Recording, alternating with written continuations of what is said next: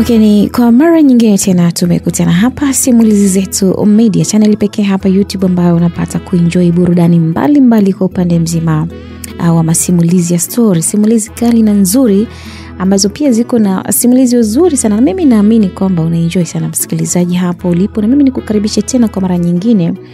Tukutane hapa tena tupige simulizi yetu nzuri kabisa ambayo tuko nayo wakati wote na kwenda kwa jina la Faith, na leo itakuwa ni katika sehemu ya 4 ya simulizi hii, lakini pia hii itakuwa ni sehemu ya mwisho kabisa ya kigongo hiki kizito kabisa kinachokwenda kwa jina la Faith. Nikukaribisha sana msikilizaji ambaye unapenda kufuatilia simulizi zetu katika channel hii ya Simulizi Zetu Media, lakini kwa ambaye tayari umekwisha kusubscribe channel hii, basi nikwambie tu hakikisha umelike, umecomment, lakini pia umeshare kwenye kila simulizi ambayo tunakuwa tumeweka hapa ndani. Na kwa ambaye bado ni mgeni, nikusisitize tu hakikisha umesubscribe channel yetu, kwa sababu mambo mazuri ya simulizi katika channel hii ndo kwanza tunaanza. Wewe mwenyewe umemwona Faith Basi karibu sana msikilizaji, na wakati huu pia nikukumbushe kwamba waendelea kutufuatilia pale Instagram, lakini pia Audiomack ambako kokote tunapatikana kwa jina la Simulizi Zetu Media. Lakini kwa wewe ambaye utatamani kuwa katika group letu la WhatsApp pale, basi namba yetu ya simu ni 0757 56 72 53. Tuma message kwenye namba hiyo, then moja kwa moja utapelekwa katika group letu la simulizi. Leo tupo katika sehemu ya 4 ya simulizi yetu ya Faith, na nikukumbusha katika sehemu ya 3 pale ambapo tulikuwa tumefikia, basi ilikuwa ni wakati ambao binti alikuwa anaumwa sana. Nakumbuka alikuwa amemkaushia Abduli, lakini akakumbuka kwamba aliambiwa kwamba bwana, sisi kwetu tuna mambo yetu, kama huyo mtoto ni wa kwetu hakikisha umetupa haki ya kulea, si ndivyo na yule mtoto basi ambaye yuko tumboni kwa bibi Faith ni mtoto wa Abduli bila shaka, na tumeshaambiwa kwamba mama yake na Abduli ama wazazi wake bwana wako Iringa. Na wasalimu katika jina la Jamhuri ya Muungano wa Tanzania, ndugu zangu kutoka Iringa. Kwani haya ndo mambo yenu, mimi sijui bwana, lakini mwandishi mama atupeleke huko. Sasa tutakuwa na muendelezo hapa na tutaunganisha pale ambapo tulikuwa tumeishia. Ilikuwa ni wakati ambao sasa binti aliongea na mama mkwe katika simu yake, na kuna baadhi ya vitu alikuwa kama ameelekezwa ambavyo kidogo vilimsaidia kumpa ahueni kwenye ile maumivu alikuwa anapitia. Lakini kilichofuata ilikuwa ni Duli kumwambia bibi vitu vyake na kuondoka naye kalale kwake, na binti hakuleta kibri. Ni dhahiri shairi kwamba alikuwa anapitia maumivu mazito sana.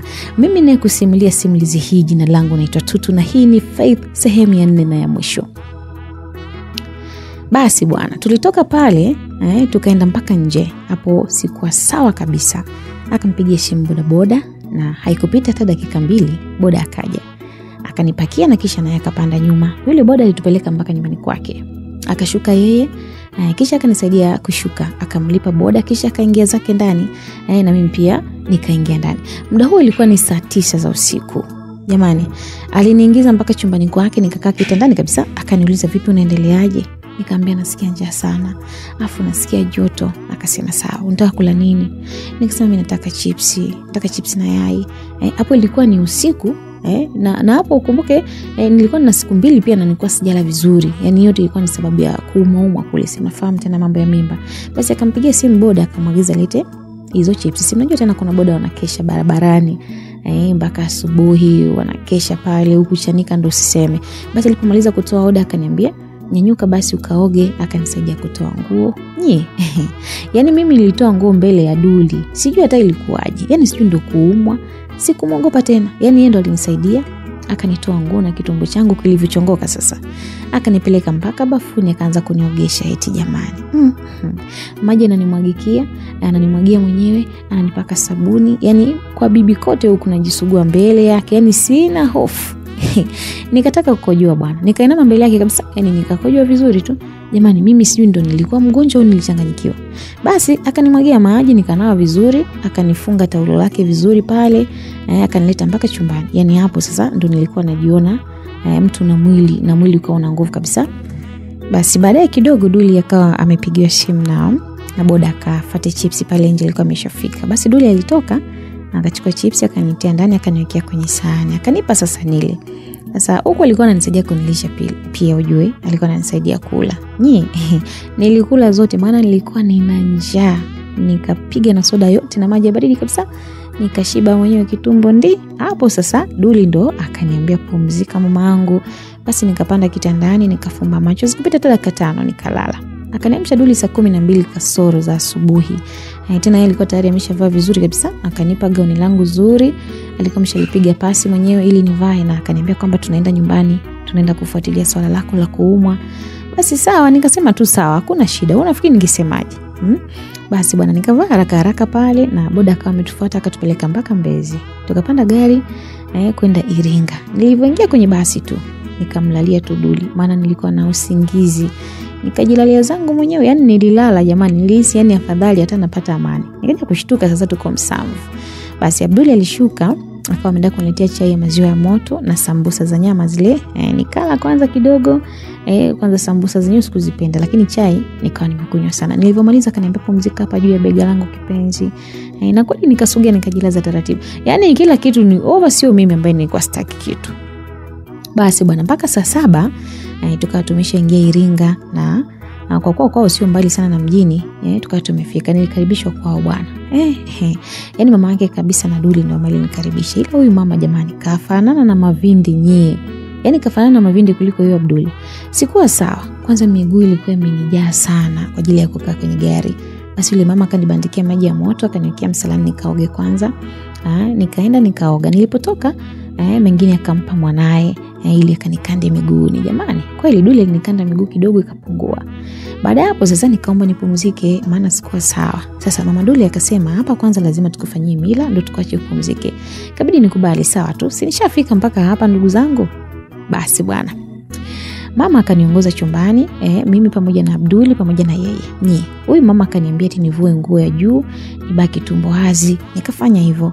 Mama akanisogelea, akanishika katumbo, akaanza kunipapasa huko anaongea kilugha kitupu. Yani sikuopoa hata neno moja. Alafu tena kuna maji kama yana dawa hivi, akawa ananimwagia tumboni hivi huko anaongea. Yani kama kuna kakitu alikuwa anaongea, ila alipomaliza akasema Faith, usishangae sana, kina Abdul damu zao ni kali. Yani wote tukishika mimba tunarudi kwa wazee na tufanyia hivyo. Ila kama mimba ni ya kwanza, kufungua uzazi baada ya hapo inakuwa kawaida tu. Kwa hiyo usiogope, hii ni mimba ya kwanza ndio maana tumefanya hivyo. Usiogope, usiogope, na huu sio uchawi mwanangu, hizi ni mila tu, sawa? Nikamwambia tu ndio mama. Basi dawa nyingine akawa amempa Abduli pale, akamwambia pake kwenye sehemu zake, alafu mimi na yeye tukutane kimwili.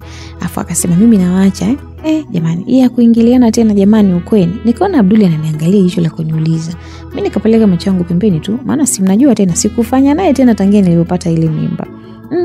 Basi mama yake akasema mkishafanya hivyo mshakamilisha mila.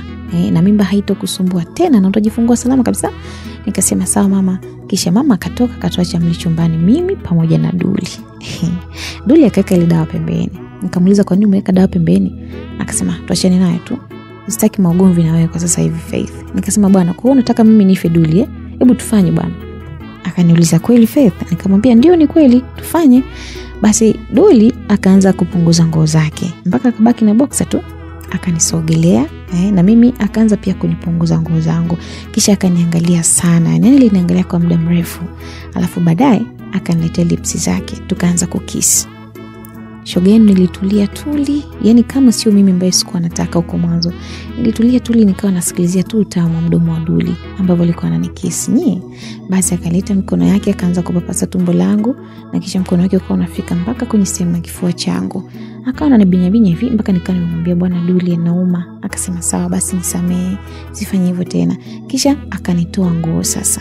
Akaanza kuniminya vile tena jamani. Leo sijui ilikuwaje. Yani nilipata huo msisimko ambao ulikuwa ni mzuri. Afu nikatulia mno. Basi nikamshika na kichwa kabisa. Eti aendelee tu kufanya vile ambavyo alikuwa anafanya. Yani eti nilikuwa na enjoy jamani. Basi bwana, baadaye akanitoa na nguo yangu ya ndani kabisa. Sasa mwanaume akawa anaendelea na manjonjo yake pale katika sehemu zangu zote za mwili akiwa na talitaliki. Kule nilikuwa na enjoy tu. Nilienjoy na nilijikuta napata raha ambayo mimi kwenye maisha yangu sikuwa nimewahi kuipata. Yani alinifanya nikawa nimechanganyika kwa muda ule mfupi. Nikajikuta nachanganyikiwa, nalia, naumia. Na kidogo tu nikaanza kuona ni vitu ambavyo mara nyingi sikuwahi kujua ama labda niliwahi kuvijua katika stories za kusikiliza marafiki na vitu gani, lakini leo vilikuwa vinatokea ndani ya mwili wangu. Kiukweli nilikuwa katika sayari nyingine kabisa kiasi kwamba nikawa nasema, Hasa kwa nini mpaka ilikuwa vile tukatoana bikra katika vurugu, kumbe kulikuwa kuna njia nzuri kama hii jamani. Basi mwisho kabisa tukawa tumefanya lile tendo ambalo sasa ilikuwa ni sehemu ya burudani na furaha kubwa sana kuliko zote ambazo nimewahi kuzipata katika maisha yangu. Yaani siku hii jamani, niambie kweli, ndio nilipata kujua maana ya mapenzi. Jamani, kaka yenu huyo wa Iringa hakuwa na haraka na mimi kabisa. Kwa kweli alijua kunitibu. Yaani kama ile ambayo alipewa na mamake ilikuwa ni dawa, basi kweli nilipewa dawa. Nilikuwa na enjoy sana kikweli. Sasa siku hii pia niseme tu kweli kwamba mimi sikusikia maumivu hata kidogo. Yaani mwanaume alinishughulikia vizuri. Yaani kiasi kwamba mwenyewe nikaona jamani. Yaani baadaye nikaja tu nikaambia bwana Duli, naomba uniache kwa sasa jamani, siwezi tena. Yaani nilihudumiwa mpaka nikahudumiwa tena. Basi akaniambia usijali mpenzi, pumzika basi. Pumzika hapo kitandani.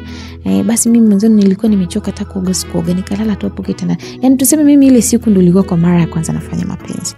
Basi alinisogelea akanikumbatia. Na hisi yeye pia alikuwa amechoka sana, tukapitiwa na usingizi mzito kweli. Imagine tunafanya mapenzi ndani ya mama mkwe jamani, yupo.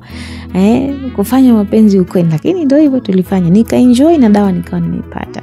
Sasa tulikuja kuamka saa 10 jioni. Duli alikuwa ananiambia amka mama. Nikaamka basi, ilikuwa niko shida sana. Akaniambia vipi, unaendeleaje? Nikamwambia mimi niko sawa. Akaniambia okay. Mama akasema ukaoge, usiku kuna baridi sana huko, hutaweza. Nikamwambia sawa. Basi nikainuka, nikavaa dera langu, nikatoka sasa mpaka sebuleni. Nikakuta mama alikuwa yuko anapika. Akasema pole sana mwanangu. Jamani, pole ya nini sasa huyu mama, na mbona ananipa aibu? Nikamwambia tu asante mama. Akasema mkaoge saizi usiku mtashindwa kwa sababu kuna baridi sana. Nikamwambia mama sawa. Akasema maji nishawekeni jikoni. Basi Duli naye akawa ametoka, akanisindikiza msalani, mimi nikawa nimeoga vizuri pale. Nilipomaliza nikatoka sasa, nikamwacha Duli naye akawa ameingia kuoga. Jamani, nilijisikia niko vizuri kwenye mwili wangu. Yaani sikusikia maumivu wala sikusikia kuumwa. Yaani sikusikia chochote, nikawa nimepona kila kitu. Zaidi sana mwili wangu ulikuwa ni kama umeachilia vitu fulani hivi. Yaani nilikuwa niko sawa kabisa. Basi bwana, niliporudi chumbani pale nikawa kweli najishangaa sana. Na baada ya muda Duli akawa amerudi ndani na yeye akawa amevaa. Tena akavaa mbele yangu, kisha akanisogelea pale kitandani akasema unaendeleaje sasa? Kama unaona bado niambie nimwambie mama. Nikasema bwana mimi niko poa bwana, niko poa kabisa, siumi chochote, yani hata kipele kiume. Naendelea vizuri kabisa. Akaniambia basi sawa. Pole sana. Nikamwambia asante. Kisha nikawa nimemuuliza kwa Duli, hizi ndo mila zenu huko kweli? Duli akaniambia ndio, hizi ndo mila zetu. Sasa kwa mfano wewe tayari umeshafanywa, kwa hiyo hautakuja tena kwa watoto wengine. Yaani hapo tumefungua uzazi. Kwa kama mimi na wewe tutakuja kuwa na watoto wengine, basi utakuwa kawaida tu, utaumwa chochote wala tutafanya dawa yote. Nikamwambia jamani, sasa hizi ndo mila gani? Akasema ndo hivyo, tumezikuta faith zinarithishwa, kwa hiyo hata mimi sielewi chochote kuhusu hizi mila. Nikamuuliza na mkeo Mavinde, je? Akasema huyu alikosa mtoto wa kwanza kwa kudharau hizi mila, lakini mimba yake ya pili ilibidi aje. Nikasema kwa hiyo kumbe ukifanya dharau mtoto anakufa? Akaniambia ndio. Basi niliogopa jamani, niliogopa mpaka nikashika tumbo langu. Duli nikamwona anatabasamu, akasema mtoto wako yuko salama bwana, usijali hata. Nikasema wa kwangu ama kwetu? Akasema ni wako. Ndio maana mimba ya miezi 7 ulikuwa kimya tu, ukutaka kunipa mtoto wangu wala ukutaka chochote nifanye kama babake. Yaani bila hizo mambo za mila, ndio basi nisingekuwa na haki ya kuwa na wewe. Yaani kwa chochote kile, yani mtoto wangu maskini, sidhani kama atangetaka nimsogelee, ningebaki kimya tu siku zote kama simfahamu. Alipozungumza hivi Duli, nikawa nimekaa kimya tu, maana alikuwa ameongea kweli ni ukweli. Basi mara tukawa tumesikia mlango unagongwa, wote tukawa tumeacha kuongea. Mamake akasema haya, tokeni basi mje kula. Duli akasema sawa mama, tunakuja. Basi akaniambia twende tukale. Nikamwambia sawa. Tayari tukainuka tukaenda. Tukawa tumeenda kula pale, na Duli alikuwa amekumbuka mtoka kunichana hapo, na alikuwa serious kweli kweli. Nimekasirika na ile swala nilikuwa nimelifanya. Kwa nini nilimkaushia mimba ya mtoto wake? Mimi nikawa nimetulia tu, na uzuri nilikuwa namuelewa huyu mwanaume, namuelewa vizuri sana. Kwa hiyo tulitoka pale, kweli mamake akawa ametutengea chakula, afu naye akawa anakula pale huko akiwa anaongea. Basi mama alikuwa ananilazimisha nile. Yaani ili kula mwanangu jamani, hebu kula, achana na Abduli, kula mwanangu, yani kula sio kwa ajili ya mjukuu wangu. Yaani jamani, kasema mama mkwe gani jamani? Mama mkwe anakuaje hivi ananibembeleza? Sishazoea mama mkwe anakuwa wakali, makauzu. Basi nikawa nakula jamani, wala sikujivunga kwenye swala la kula. Duli yakula hata sana. Mimi bwana sikuvunga kwa kweli. Huyu mama alipika vizuri nyie. Nilikula hatari, yani nilikula nikashiba kweli kweli. Nikamwambia mama mimi nimeshiba na ndo nikawa nimeacha kula. Akaniambia basi sawa, ila kwa sasa unajionaje? Nikamwambia mama mimi niko sawa, naendelea vizuri kabisa. Akaniambia pole, maana huyu mshenzi alitaka kukua kwa vitu ambavyo anavijua kabisa. Nikakaa kimya, maana najua mimi ndo ambaye nimesababisha. Basi mama yake akaanza kumsema sasa, akamwambia hivi Duli, sina kupigiaga simu wewe lakini uniambie chochote. Yaani useme chochote katika hangaika zako, useme chochote. Nilishakwambia ukifanya chochote kwa mwanamke yote, hakikisha kabla mimba haijawa kubwa mlete, lakini ukakaa zako kimya. Nyie mna mila zenu, mimi sijawahi kukwambia. Basi Duli akamekaa tu kimya. Akamwambia tu mama umewahi kuniambia? Mama yake akamwambia sasa umefanya nini? Umekaa kimya na mwanamke leo mpaka mimba ni miezi 8. Ulikuwa unataka kumuoa mtoto watu? Duli akasema mama hapana samahani. Mama yake kwa nilikuwa nataka kuelewa. Yaani alimsema mpaka nikawa najisikia vibaya. Maana kiukweli Duli hakuwa na kosa lolote. Basi mimi nilitamani hata kukataa nimwambie sio ya kwake. Duli alikuwa tu mbaki tu kimya anaangalia chini. Mama yake alipomaliza akaniambia mwanangu, huyo mtoto ni mjinga sana. Ila ninachofurahi kwamba upo sawa. Achana na Duli, hana akili timamu huyu. Karibu sana kwenye familia yetu mwanangu, karibu mtoto wetu kwenye ukoo wetu. Nikamwambia tu asante mama. Basi mama akanielekeza mambo mengi sana kuhusu mila zao. Nikanibaki na shangaa tu, yani jamani, nyie Iringa kumbe watu mna mila, watu mna mambo ya ajabu hivyo. Basi Duli akawa mwambia mama yake, sasa mama si unisamehe kwa yote, mimi nilijisahau tu, lakini usijali mama, sitorudia tena kufanya kitu kama hiki. Mama yake akasema sawa, yameisha, ila kukusema ilikuwa ni wajibu wangu kwa sababu ulikuwa unachezea uhai wa mwenzako, vipi kama angefariki? Basi Duli akasema tena mama naomba unisamehe. Mama yake akasema sawa, yameisha, muhimu anaendelea vizuri.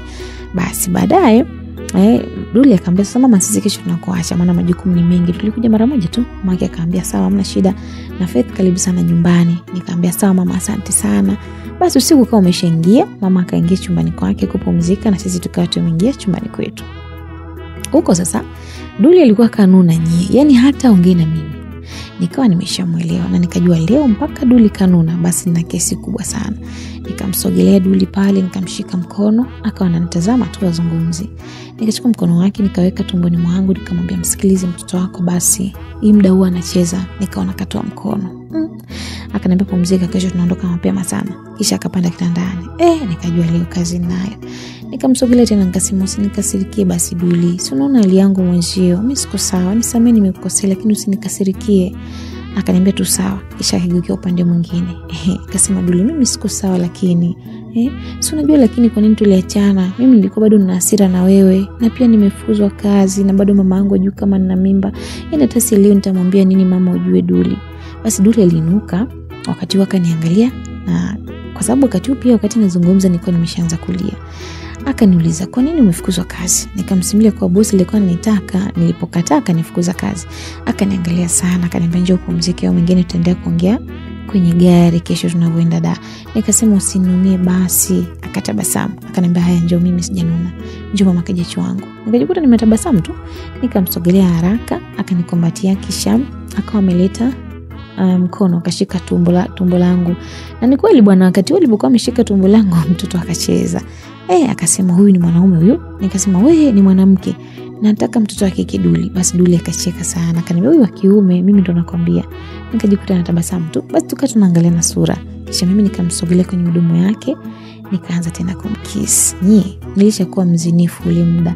Yaani ule utamu ambao nilikuwa nimeupata mchana, nilikuwa nautaka tena. Naye hata basi alilaza damu. Akaanza pia kunikisa, akaanza kunichezea kiuno changu, akashuka kwenye sehemu zangu zote za mwili kunichezea mwenyewe sehemu zote ambazo ana hakika wakati ule nilienjoy sana. Basi pia wakati wake akaniambia kwamba unajua Faith umenipa wakati mgumu sana. Nikamwambia kwa nini? Akasema basi naomba kwanza tufanye kwanza. Nikamwambia sawa lakini utanisamee. Akatabasamu akaniambia ndio mpenzi, wewe nipe. Nikamwambia sawa.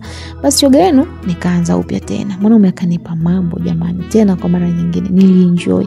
Yaani kama mama mkwe siku ile alikuwa anatusikiliza zile kelele. Mimi sijui jamani kwa kweli lakini kiukweli yani nilishindwa kujizuia kabisa. Yani sijui ilikuwa ni ulimbukeni wa sex au ni ugeni lakini sijui. Ila nilikuwa napata raha kweli kweli. Alafu sasa Duli hakuwa tena haraka. Yani alikuwa ananipa pole pole, mwendo wa taratibu kaka watu. Yani kwa kweli alijua kunijulia. Jamani nilikuwa naungulia pole pole tu. Lakini mama mkwe sina uhakika kama hakutusikia kwa kweli. Mimi sijui. Lakini baadaye tulilala. Lakini nilipofika saa 11 Duli akaniamsha na akanitoa tumeenda chooni. Mimi sikuweza kuoga maana kuna baridi sana Iringa jamani. Nikanawa tu vizuri na yeye akaingia kanawa. Tukarudi ndani tukavaa, akaja kunisaidia kunivalisha maana nguo moja nilikuwa navaa masaa 6. Basi nilipohakikisha niko sawa akabeba mizigo yetu tukatoka. Sasa tukakutana na mama mkwe na yakawa ametutakia safari njema pale. Akaniambia kama nitaumwa kama vile nisiache kumjulisha tena haraka. Nikamwambia mama sawa. Kisha tukaelekea zetu stendi. Saa 12 asubuhi gari kawa imetoka. Huko njiani mimi sasa nikulala tu, nimemlalia msela wangu. Tulifika darasa 7. Nikafikia kwa Duli na sikutaka maneno. Yaani nilifika tu na kulala. Nililala mno. Mpaka Duli ndo alikuja kuniamsha akaniambia amka bwana, saizi ni jioni. Basi ndo nikaamka pale nikajivuta akaniambia vaa nikupeleke kwako. Nikamuuliza kwa nini kwangu? Akasema jamani sina kupeleka kwako, kule kuna mwangalizi ama. Nikasema wewe koma kabisa, kwani mwangalizi mimi ndo alinipa mimba? Hapa siondoki, ndo nimefika papa. Sasa akaambia kabisa wanawake zako hapa wasije. Akabaki basi anacheka mwenyewe akasema sasa mwanamke upi sasa? Mimi sasa sina mwanamke. Nikamwambia eti sina mwanamke, unaweza kabla kufanya mapenzi wewe? Akasema basi tuache kwa uende kwako. Nikasema ndio siendi, kanifuatia vitu vyangu tu, mimi kule siendi kwa sababu nateseka peke yangu, sirudi kwa kweli. Akasema sawa, hamna shida, basi ngoja uzae nikujaze ya pili. Nikamwangalia sana huyu msela, yeye akawa anacheka tu, afu akaniambia kule nikakuchukulia kitu gani sasa? Nikamwambia vyote ambavyo nilikuwa navitaka. Kisha akasema poa, na kweli alienda akachukua kila ambacho nilikuwa nakitaka akakileta huku. Nikamwambia basi ninunulie jiko la gesi na vyombo vya kupikia. Kweli alifanya hivyo, na mimi nikaongea na mfanyakazi wangu kuwa aende tu, mimi sitarudi kwa sasa, nikimhitaji nitamuita na pesa nikamlipa nazo nidai na nikamuongezea zaidi. Basi mimi nikapanga tu kutulia kwa Duli kwa wakati huu. Mavindi alikuja kuniona. Kwanza alinisema sana kwa nini nilitaka kuonyima mtoto wao, lakini Mungu alikuwa amenilaani. Yaani alinisema yaani alinisema mpaka jamani, akaanza kunitisha eti ungekufa, mila zetu sisi ni hatari. Basi nikabaki nacheka tu, lakini baadaye akatusi sana kwa sasa tukae tu kwa upendo, hatuhitaji tena kugombana wala hata simu zetu zitakuwa tunagombana. Mimi nikamwambia tu mdogo wako huyo ndio umwambie, maana mimi sina shida. Basi kawa ndo hivyo, na akawa amejaribu kumkumbusha mdogo wake kwamba yeye Suni anakuja kuwa baba, kwa hiyo atulize bicho lake. Duli akaambia tu sawa kaka, nimekuelewa. Basi nikaanza kuishi na Duli jamani. Yaani nilikuwa na furaha muda wote, maana Duli ni mtu wa matani muda wote, lakini pia ni mtu ambaye ana moyo wa kipekee jamani, ukaka. Yaani kwanza unapomkosea ni mwepesi sana kusamehe. Yaani ni mtu fresh sana. Nyinyi simliona kule juu wakati nimewaelezea kuhusu yeye. Lakini sasa shoga yenu nishazoea kufanya mapenzi sasa hivi. Mtaniambia nini? Yaani mimi ndo ambaye naitaka. Kila siku sitaki kulala mpaka tufanye hilo jambo tena. Yaani jamani, ulokole wote nilisahau kabisa kama mimi mwanzo nilikuwa nimeokoka. Nilisahau kabisa kwamba ninachofanya ni dhambi. Nikawa nataka kila siku nikimwona Duli nataka, kabla ya kulala nataka. Yaani Duli nisimuone amekaa hana cha kufanya, nataka tena. Ubali kanoga, ubali kawa la moto. Nikaoza kwa mara ya pili kwa kaka.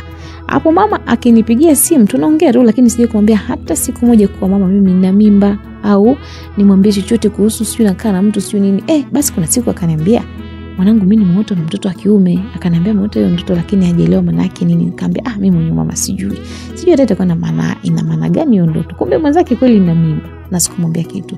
Basi bwana, nilikuwa na wivu kwa Duli. Yaani akichelewa kurudi na kasirika mno. Yaani tena akija na safari zake zisizoeleweka. Yaani ni ugomvi mkubwa sana. Basi akawa ameacha kabisa kutembea, maana nilimwambia mimi nitamsemelea kwa kaka yake na nitasema kila kitu kwamba anaacha ndani anaenda kuzurula. Akasema basi aishi bwana, usiende kwa bro, maana wewe nakujua, yani wewe ni muongo, utaenda kunitengenezea kesi kama ulivyofanya siku ile. Basi mke wangu aishie hapa ndani. Basi nikapoa shoga yenu. Akawa akitoka nenda zake kazini, akirudi hapiti kokote kule, anarudi nyumbani. Ananiambia mimi sitaki kesi, ila kunipenda hata yeye alikuwa ananipenda jamani. Si mnajua hata nyinyi. Basi bwana, tukapambana na ile mimba mpaka ilipofikisha miezi 9 na makadirio yangu ya kujifungua yakawa yamefika kabisa. Hapo Duli akawa anaenda kazini kwa mashaka sana. Yaani alikuwa anasikilizia tu huku mwishoni akawa ameacha kabisa kwenda kazini ili aniangalie tu. Basi nashukuru siku zangu zikawa zimefika na nikauma uchungu. Usiku ulikuwa saa 2 hivi na hapa kulalika kwa kweli. Duli akaniwaisha hospitali na mpaka saa 4 usiku mimi nilikuwa nimejifungua mtoto wa kiume. Jamani, mtoto alikuwa ni kopi ya Duli. Yani ningezalilika tu kwa kweli. Yani kukimbia madamu ya watu huku jamani ilikuwa ni aibu. Basi mimi nilifurahi sana. Jamani, nilijipatia baba wangu mwingine. Nilikuwa nimemshika tu muda wote. Basi nakaangalia, kanalia kinyewe, naona kamefanana na baba yake. Basi nesi akaniambia mpe ziwa avute, nikatoa nikampa, akawa anavuta pale. Maziwa yenyewe yakatoki, lakini nesi akaniambia mpe hivyo. Basi kakawa kanavuta mpaka nikawa nasikia raha. Jamani, mtoto ana raha yake nyie. Basi Duli akawa amenipigia simu saa 5, maana hapo nyuma nilikuwa sijapokea simu yoyote kutoka kwake. Akaniambia yupo nje lakini amemzuia kuingia. Akaniuliza vipi unaendeleaje? Nikamwambia mimi niko poa, nishajifungua. Duli akasema asante Mungu. Umeniletea nani, mama au baba? Nikamwambia baba. Duli akasema asante sana mpenzi wangu. Asante kwa kuniheshimisha na kunianzisha familia, nakupenda sana Faith. Nikasema nakupenda pia mpenzi wangu. Basi mtoto akawa analia pale. Nikasema unamsikia analia? Ngoja nimbembeleze. Akaniambia sawa mke wangu, mna shida.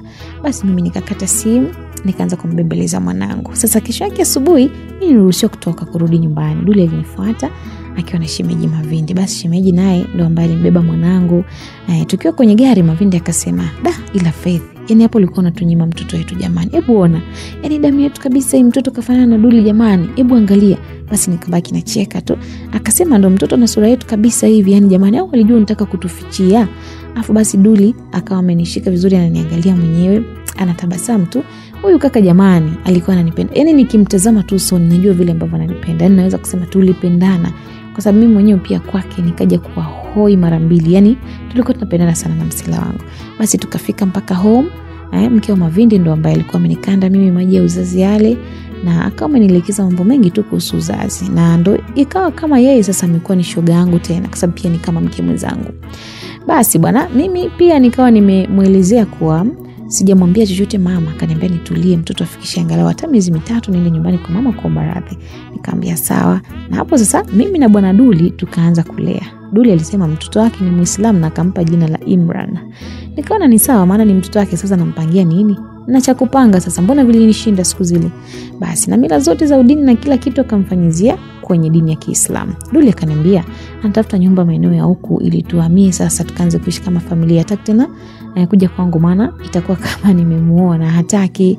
Basi mimi nikaona ni sawa tu, kwa ili tukatafuta nyumba huku kwa ambako yeye alikuwa anakaa, tukapata. Kwa mwezi ilikuwa ni 200,000 na tukatumamia hapo, na vitu vyote nikawa nimechukua. Kuna ambavyo tuliuza, Duli akawa amenunua vingine. Basi ikawa hivyo tukaanza maisha. Basi akaniambia Duli kwamba tulee mtoto afike angalau miezi 3 kisha ndo uende kwenu ukawaelezea wazazi kuwa mimi nakuja kutoa posa na kuja kukuoa, tulee mtoto wetu lakini nakuoa Kiislamu na wewe ndo unabadili dini. Mbona imekuwa vice versa? Nikawaza hivyo. Nikasema mimi sitaki kubadili dini Duli. Akaniambia sawa, kama utaki mimi nitaoa. Na wewe sikuachi. Tutakuwa tunazini hivi na nitakuwa nakuzalisha kama kawaida.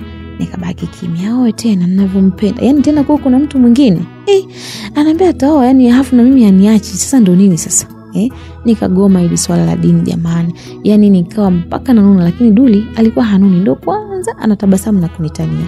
Yani ndo yuko hivyo huyu kaka jamani. Basi akawa anaanza na kunifundisha Kiislamu, nikawa simsikilizi hata. Kila siku ananielezea, akawa anaongea sana. Nikawa nagoma kabisa yani. Sikuwa nataka kabisa kubadili dini. Nikawa naendelea kulea mtoto wa Duli, akatulia maana nilidhani kwa kuwa nalea atanisumbua, ila wala. Ndo kwanza akitoka kazini alikuwa anawahi kurudi kuja kucheza na mtoto wake, na alikuwa pia ananisaidia kufanya kazi kwa sababu alikuwa anaamini kwamba nilikuwa nachoka sana. Basi mimi na yeye tulikuwa tunaelewana sana jamani. Yani moyo wangu ulishazama juu yake.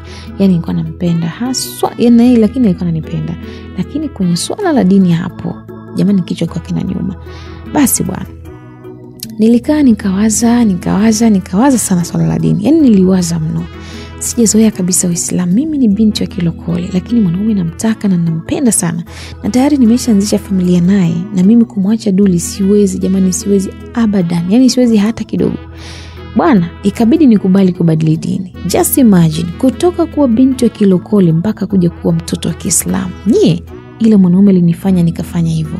Nilimwambia Duli mimi niko tayari kubadili dini, unioe. Hakuamini Duli.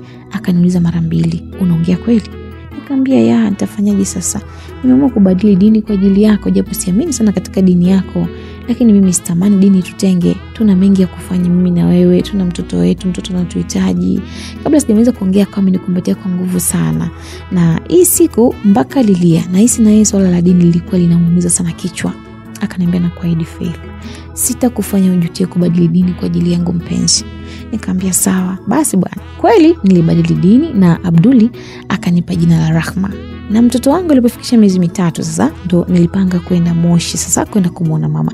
Nilikuwa naogopa nyie, lakini Abduli akanitia moyo akaniambia nenda, mama atakuelewa tu, jambo lenyewe lishatokea. Nikamwambia lakini unajua nitamuumiza sana. Akasema hapana bwana, mama akielewa mimi hata kesho nakuja kuoa. Nyie acheni tu. Basi bwana, shoga yenu nikapanga safari ya kwenda Moshi. Nilimpigia simu mama nikamwambia nimepata likizo kazini, nataka nikamuone. Mama akafurahi sana, akaniambia karibu nyumbani mwanangu, maana nilikumisi. Nikamwambia tu mama sawa. Usiku kwa kweli sikulala. Kila nikiwaza naenda kumwambia nini mama yangu mpaka nielewe, jamani niko nashindwa. Basi Duli akawa ananibembeleza tu kuwa mama ataelewa, Rahma kuwa na amani. Alipomshenzi sasa akaacha kuniita kabisa jina langu la Kikristo. Kidogo tu Rahma mke wangu Rahma. Jamani. Basi bwana akanitia nguvu sana pale na akawa ameniambia kama mama atanielewa. Nikasema sawa. Basi kesho yake mapema Duli akawa ametupeleka Mbezi kupanda gari kwa ajili ya kwenda Moshi. Nikaanza safari. Huko njiani mama alikuwa anapiga simu. Uko wapi? Umefika wapi? Uko wapi? Yaani zilikuwa ni nyingi, moyo nasema light ungejua surprise na kuletea mama. Akawa ananiambia nimekumisi sana mwanangu jamani. Yaani mwaka jana sija kuona kabisa, yaani tangia umeenda mwezi wa 12. Ila mimi nilikuwa naogopa tu, hata cha kumwambia sina. Basi Abduli alikuwa ananiuliza pia kama nimefika wapi, naendeleaje, nimechoka, mtoto vipi, mpaka nafika. Basi majira ya saa 9 mchana niliingia Moshi. Nikakodi boda, nikapelekwa mpaka nyumbani. Jamani mama aliponiona nipo na mtoto kwanza hakunichangamkia sana. Akaniuliza wewe ni mtoto wako? Nikaangalia chini kwa aibu. Nikasema ndio mama, ni mwanangu. Mama akaniambia kumbe ndio maana mwezi wa 12 uligoma kuja, ulikuwa na mimba si ndio? Nikamwambia ni kweli mama. Mama akasema nilishaonyeshwa, lakini sijui kwa nini sikutaka kuiamini hiyo ndoto Faith. Yaani Faith, Faith umeona ndoto kuchelewesha umemua uzae kwanza nje ya ndoa? Nikabaki kusema mama nisamee. Nikapiga na magoti kabisa huku nikiwa nimebeba mtoto. Mama aliniangalia sana, yaani aliniangalia kwa muda mrefu sana, akawa nasikitika.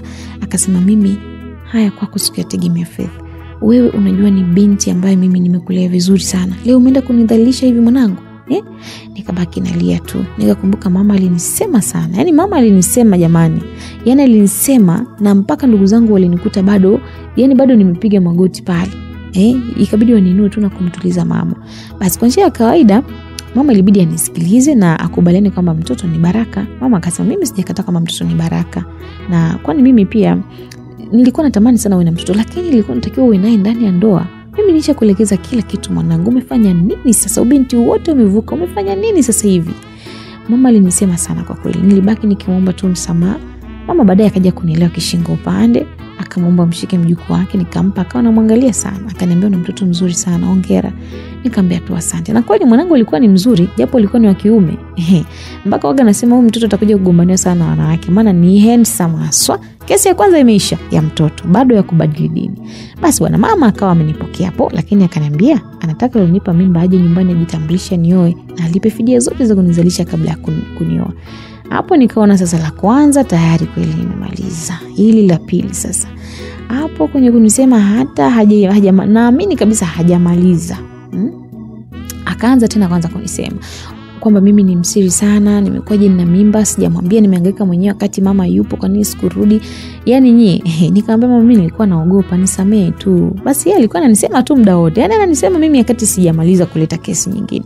Yaani hata kula sikula kwa raha. Yaani jamani basi tuacheni tu. Basi nikakaa nyumbani siku 3. Sijasema chochote kuhusu swala mimi kubadili dini. Basi kila siku mama ananisema, yaani anapoa ananisema, anapoa. Basi nikawa sijamwambia. Naogopa, namwambia vipi? Maana hii ndio ilikuwa ya kuwaka. Yaani hii ilikuwa ni vita. Lakini nashukuru alikuwa anambeba mjukuu wake anacheza. Tena anacheza naye vizuri. Yaani anacheza nako vizuri ovaje nikasirikia.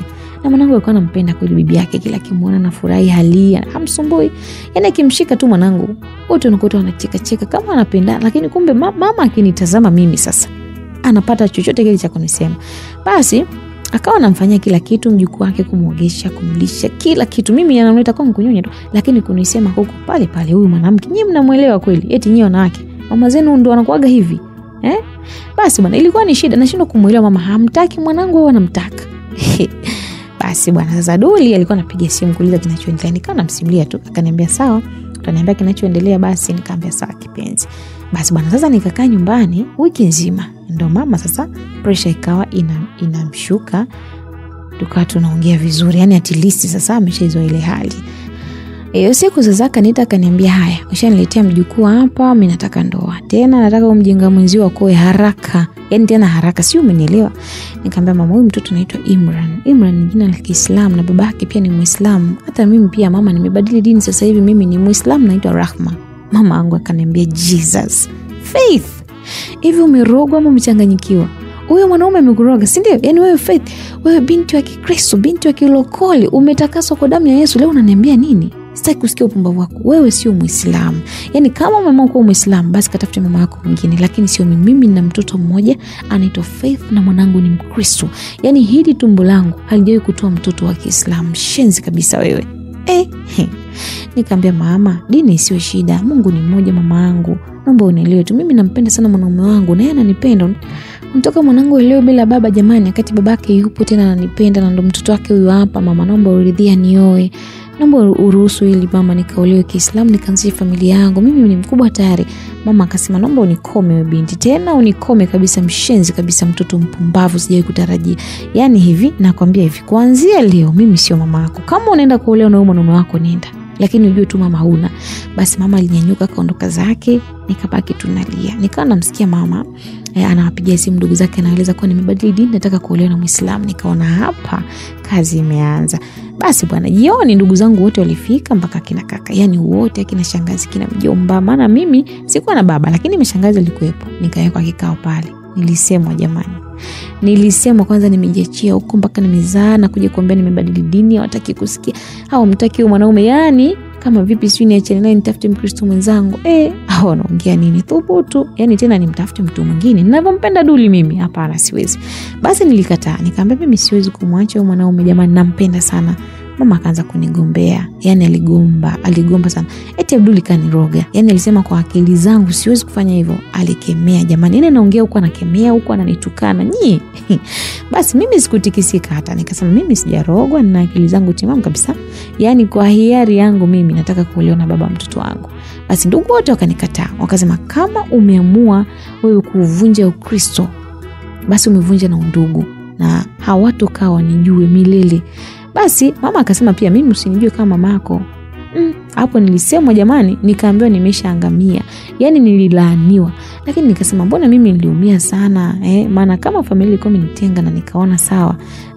Na mama akaniambia eti kwake anitaki, akae na Waislamu. Nikaona sawa, kama ni hivyo usiku mimi nitaenda kulala zangu Moshi mjini. Kama hawanitaki kweli basi nikiona maumivu ya kuwa nimekataliwa na ndugu zangu, nikampigia simu Duli nikamueleza huko nalia.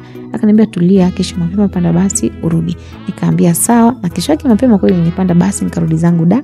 Abduli akaja kunifuata Mbezi akanirudisha nyumbani. Nililia kama nimefiwa nyi. Maumivu ya kukataliwa na mama ni makali. Eti anitaki anitambui. Niliumia sana kiukweli.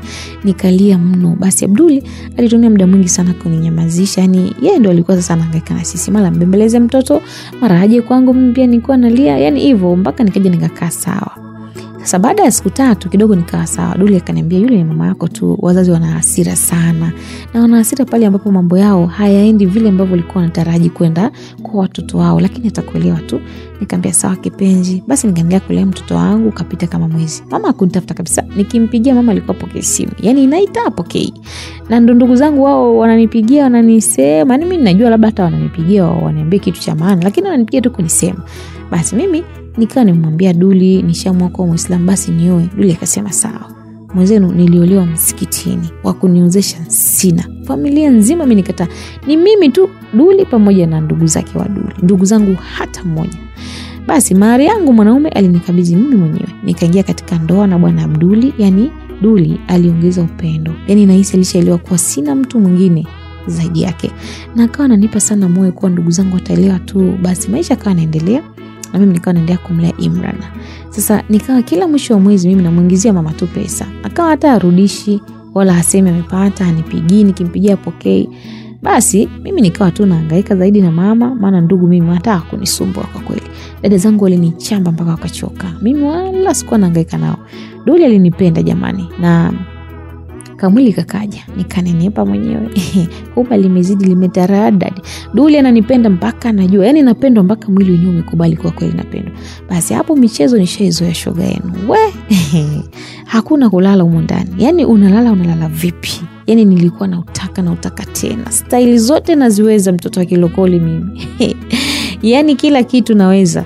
Basi nikawa nimepanga pale mpaka mwanangu atakaposogea, basi ndo nitafute kazi, ila kwa sasa ngoja kwanza niendelee kulea. Basi bwana, siku zikawa zimeenda pale, mwanangu akawa ametimiza mwaka. Sasa alikuwa ndo anajifunza kutembea, akataka kutembea mpaka ashikilie vitu na kuongea ndo anaanza kuungaunga maneno.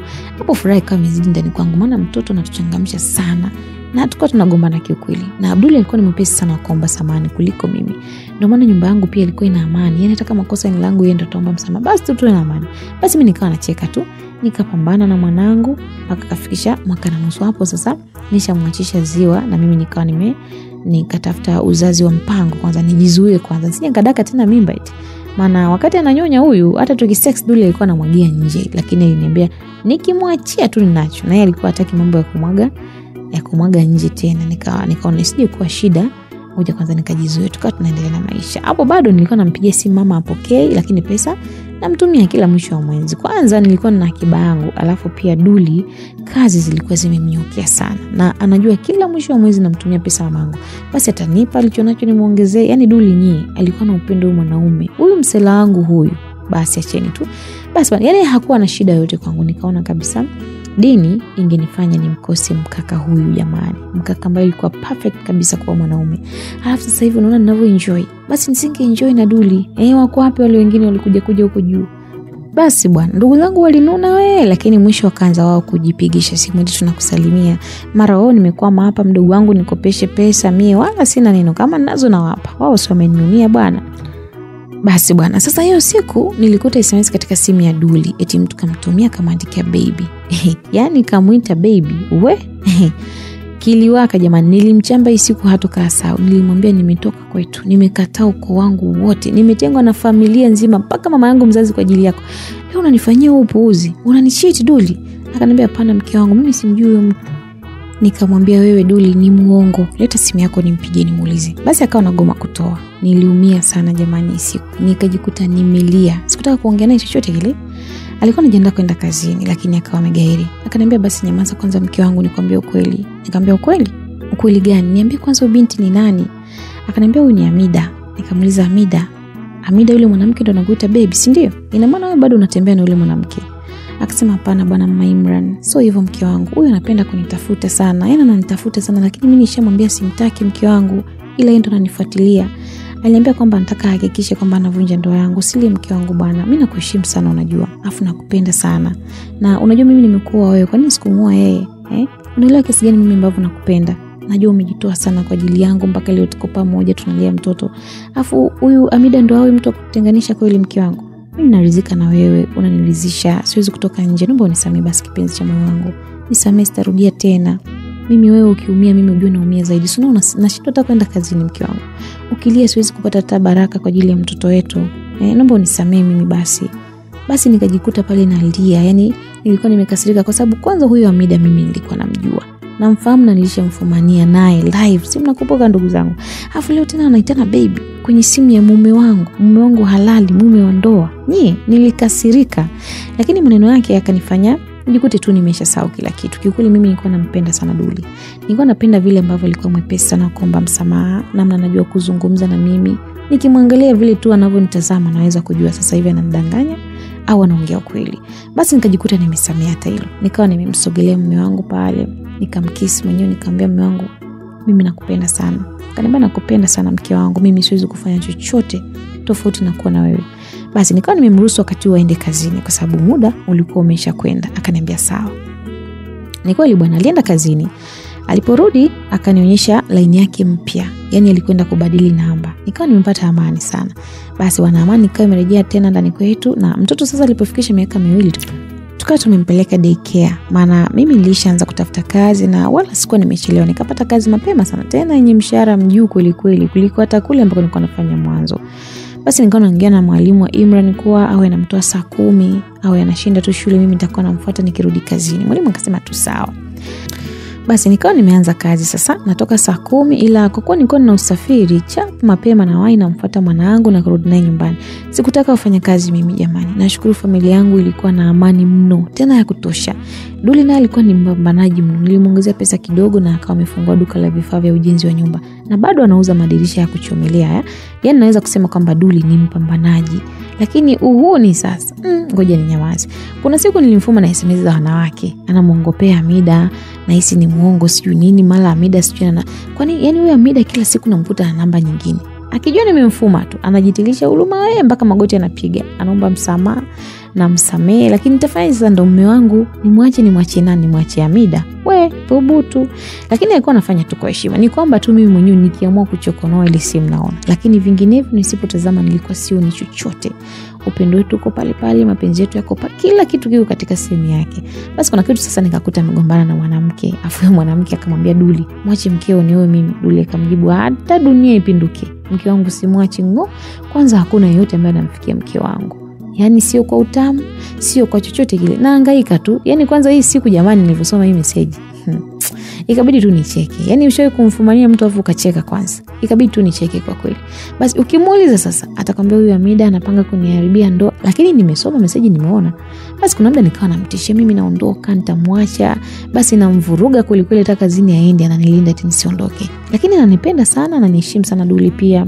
Anarudi nyumbani kila siku na wala hachelewi. Yaani akirudi yuko busy na mimi au mtoto wake, hata simu hangaiki nayo tena. Mpaka nikawa nasema huyu malaya wake anaufanya akienda kazini huyu, lakini akiwa nyumbani hapa basi tu. Basi mimi nikawa navumilia kwa sababu ndo wanaume wenyewe, si ndio? Wanaume si ndo mko hivyo. Basi nikaacha kuchezea simu yake kabisa ili amani iendelee. Nilijua hiyo ndo njia pekee ambayo ilikuwa inatakiwa itumike. Nikaona ndoa yangu sijakavunjika jamani. Mwanaume mimi huyu nilikuwa namtaka, bado nampenda. Basi mimi nikawa busy na kazi zangu na familia yangu, na kila mwisho wa mwezi nikawa namtumia pesa mama kama kawaida. Basi sikio nilikuwa niko nyumbani, niko na mwanangu tunapiga story. Maana Imran alikuwa ananipa story zote, lakini story zenyewe sasa sinajua najifunza kuongea. Yaani hazieleweki, lakini ndio hivyo mwanangu alikuwa ananichangamsha sana. Basi simu yangu ikawa imeita. Nikaangalia alikuwa ananipigia, alikuwa ni mama yangu. Moyo wangu ukalia pa. Yaani nikashtuka kweli kweli. Basi nikapokea haraka pale nikasema mama. Mama akasema ndio hujambo? Nikamwambia si jambo mama. Huyu mume Muislamu wa jambo? Mama akauliza. Nikamwambia jambo mama, naendelea vizuri. Akasema nimepiga sitaki kuongea na wewe, nataka kuongea na huyo mchumba wangu. Nikamwambia tu sawa, maana nilishakuwa nimemuelewa kwamba alikuwa anataka kuongea na Imran. Basi nikamuita Imran haraka akaja, nikamwambia ongea na bibi. Mwanangu anavyopenda michezo ya kuongea na simu, sasa akachukua akaanza kuongea naye. Basi mama anamuuliza mwanangu jambo wewe? Mwanangu kanyoka, si jambo bibi, chikamo. Mpaka nikawa namsikia mama anacheka, ila akaongea naye sana. Mwanangu hata hajaulizwa akaanza kumwambia, "Afu nasoma na kwetu leo sisi tunapika kuku." Watoto. Basi mama akawa anacheka tu, anamwambia sawa, mwambie mama yako na mimi nataka kuku, nimechoka kula mchicha. Mama jamani, kila siku namtumia pesa, kila mwisho wa mwezi namtumia. Alipomalizana na mjukuu wake nikachukua simu nikasema nimeelewana mama? Akasema ndio. Haya, mimi nataka kula kuku pia. Akirudi huyo baba mko mwambie anitumie pesa ya kuku. Basi nikabaki nacheka tu, nikamwambia mama sawa. Na kweli alivyorudi Duli nikamsimulia, akaniambia basi mama kashafungua moyo. Nikampigia mama tena, nikampa sasa Duli aongee na mama. Mamangu alimsema Duli, eti ole wako mtese mwanangu, yani umembadilisha dini, umemfukuzisha kwangu. Ole wako akonde. Ole wako msumbue. Ole alipewa nyingi jamani. Yani mama aliyabwaga ya moyoni yote alikuwa amekusanya kwa miaka hiyo miwili. Alijuta kwanza kunibadilisha dini huyo Duli. Yani alijuta, lakini alibaki tu akicheka tu. Mama akamwambia haya sasa, nataka ulipe pesa za kumzalisha kabla ya ndoa na unitumie pesa ya kuku. Mwanenu kaniambia leo umepika kuku huko. Abduli akasema sawa mama, nimeelewa uliongea na nitazingatia na nakutumia hiyo pesa. Na kweli Abduli alipokata tu simu alimtumia pesa mama nyingi tu, yani kama fidia kunizalisha eti la Wachaga na hela jamani. Ndugu zetu. Basi Abduli akaniambia cha muhimu mama, kakunjua moyo. Nikasema hata mimi nashukuru sana, sasa hivi tutakuwa tuna amani. Basi kuanzia hapo mama akawa hana shida na mimi. Tunapigiana simu, anaongea na simu na mjukuu wake Imran, na anaongea mambo yote yatakayotokea. Hata msema bibi yake kila siku tukipika, tukifanya nini. Basi kuna siku Abduli alinisukuma kidogo, yani ile kimasiara tu, tukawa tunataniana. Imran sasa akamwambia bibi yake kuwa baba anamtesa mama, kamsukuma mama. Nyie huyu mtoto. Nilimpokonya simu kwanza, maana mama akaniambia Imran kasema unapigwa na kusukumwa kisa nini? Nakwambiaje, ukiona unateseka huko shauri yako, lakini wewe unajua watu wana roho mbaya. Mimi nilikwambia nikaona Imran keshatengeneza kesi kwa baba yake jamani. Inabidi tu niende kuklia. Nikasema mama hapana, hata sio kweli mtoto aelewe chochote. Nikamwelekeza ilivyokuwa, akasema haya, wewe kama unamtetea mtetee tu na atakuolea mke wa pili, kwa maana hata wachelewe. Ila mama jamani, yani dini ya watu sijui alikuwa hapendi nini, sijui wake wanne ama ni nini. Mimi nikabaki nacheka tu. Basi nikaja kumsimulia Abdul, alicheka sana. Akasema mtoto mbea huyu jamani. Sasa hivi nitakuwa nakupiga mabusu tu mbele yake. Basi mimi nikawa nacheka, yani nikacheka sana. Basi bwana, jamani mimi mpaka sasa nina miaka 4 ya ndoa. Mtoto wangu ana miaka 5 na bado sijazaa tena, lakini na mimba miezi 2. Tunapendana sana na Duli jamani, yani kama tumeoana jana. Yani napendwa. Napendwa jamani, nashinda hata kuambia niwaambie vipi mkajua kuwa napendwa. Na mama anakuja kabisa kwangu, anakaa hata mwezi, anamsifia huyu mkwewe hatari. Eti anaheshima huyu kijana mstaarabu, kijana yani saizi kageuka kila kitu. Kasahau kabisa kama yeye ndo alinichezea timbwili kwa ajili ya huyu kijana. Sasa hivi anasema jamani huyu Muislamu mbona ni tofauti sana, sio kama wengine. Sasa sijui wengine wapi mamangu ambao alikuwa anaongelea. Sijui ana shida gani jamani mamangu, lakini ndio hivyo. Na ndugu zangu nao siku hizi wanajichekesha tu. Yani katikati yao hakuna leo hata mmoja. Naambia tu nyie endeleeni kungojea ndoa zenu. Niacheni mimi na ndoa yangu na amani tu. Basi siku nikiamua kumposti mume wangu ananiambia, jamani, yani ulikuwa unakia kubadili dini. Kaka handsome hivi jamani. Basi mimi nabaki na wasonya tu moyoni. Na huwa nawacheka kulikweli kimoyo. Kwa sababu hata hawajui huyu mwanaume mimi nimemtoa wapi. Yani hawajui chochote, wanamuona tu handsome sasa hivi. Mimi nimemkuta huyu bangi tupu. Si mnakumbuka jamani. Lakini sasa hivi Duli nyie hashiki hata sigara. Yani yuko busy tu na maisha. Ananiambia tu ni utoto tu ulikuwa vile, na sasa hivi amekuwa mtu mzima, ana familia, ana mtoto wa kumtazama. Kwa hiyo hawezi kufanya vitu vya kipuuzi. Kwa sasa tumeshajenga nyumba nzuri ya kisasa kabisa huku chini Chanika ndo ambako tunaishi sasa hivi, ila pia tuna nyingine 2 tumepangisha. Nafurahia sana ndoa yangu kikweli. Ndoa yangu yenye mafanikio na mapenzi ambayo yanachanua kila siku kwa kweli. Nampenda sana Duli, nampenda sana msela wangu. Namshukuru sana Mungu kwa kunikutanisha na huyu Duli wangu. Wadada, msichague sana. Watu sahihi wanakuja. Acha kuweka vigezo vinavyozidi. Vigezo vinakuwa vingi sana, unapishana na mume. Si mmeona mwenzenu? Kutoka kwa binti wa Kilokole mpaka kuzama kwa msela. Huyo hapo msela ameacha usela, msela ameacha bangi, msela amepunguza umalaya. Niko naye ndani, mtoto wa kike, nina ndoa, nimeolewa, nina amani, ninafurahi, sitendi dhambi yoyote, na nikitenda ni za kibinadamu tu ambazo hazihusishi kabisa masuala ya dini. Kwa ndo hivyo, napendwa, na enjoy, nafurahia.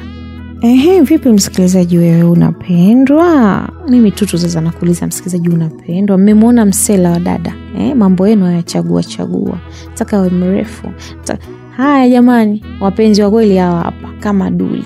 Mimi nimemaliza leo kwenye simulizi yetu ya Faith. Ilikuwa ni sehemu ya 4, lakini pia ilikuwa ni sehemu ya mwisho kabisa. Bila shaka na ninaamini kwamba umeenjoy, kwa sababu ilikuwa ni lazima tuenjoy kwenye kigongo hiki cha Faith. Drop your comments hapo chini, andika vile umefurahi, vile unaenjoy, ama vile ambavyo umechukizwa kwenye simulizi, kama kuna kitu hakikwenda sawa kwako. Na mimi nikwambie na kushukuru sana kwa kwanza na mimi katika sehemu ya kwanza, na hii ilikuwa ni sehemu ya mwisho na ya 4. Na ukumbuke tu mwisho wa kigongo kama hiki basi ni mwanzo wa simulizi nyingine kali zaidi ambavyo ilikuwa hii. Wakati wote ulikuwa na mimi ambaye nilikuwa nakusimulia simulizi hii. Jina langu naitwa Tutu. Bye bye, tutakutana katika simulizi nyingine.